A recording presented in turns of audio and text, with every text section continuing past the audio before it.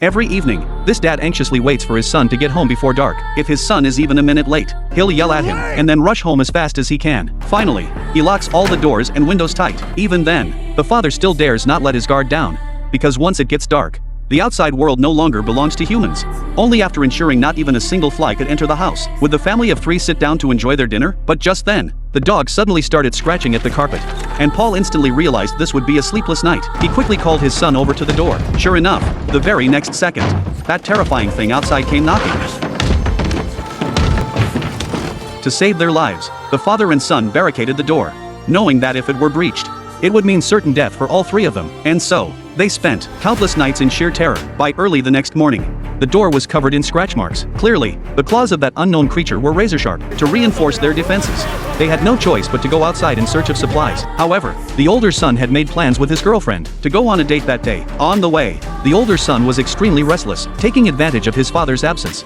He told his younger brother to go look for supplies alone, while he went to his girlfriend's house for their date, agreeing to meet back at the original spot before dark. Since this wasn't the first time the older brother had sneaked off, the younger brother had no choice but to turn a blind eye. Little did he know that this time, an accident had befallen his older brother. Time flew by, and dusk fell quickly. Just as Thomas was running toward the meeting spot, he accidentally slipped into a crevice in the forest. When the younger brother drove to the meeting spot, he waited and waited but saw no sign of his older brother. At first, he thought his older brother had gone home early, so he had no choice but to drive back home as well. But upon returning home, he discovered his older son wasn't there. This made Paul realize that his eldest son had met with an accident. So Paul told his younger son to stay home and keep watch, while he went out to search for his older son. They both knew this outing was likely to end badly, but as a father, how could he possibly ignore his son's fate? Gripping a sharp knife, he headed into the forest. Meanwhile, Thomas had regained consciousness, since night had already fallen. He was terrified. Every sound around him filled him with dread. Despite this, the monster scared Thomas so badly that he collapsed. Just as the monster was about to devour Thomas,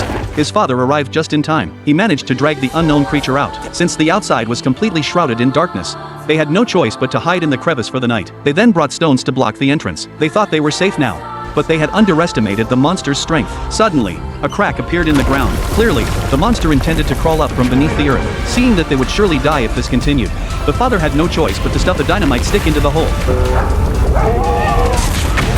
Meanwhile, his exhausted younger brother had fallen asleep on a stool, unaware that the monster had already opened the entrance and was slowly reaching its withered little hand through the crack. It seemed the boy was doomed.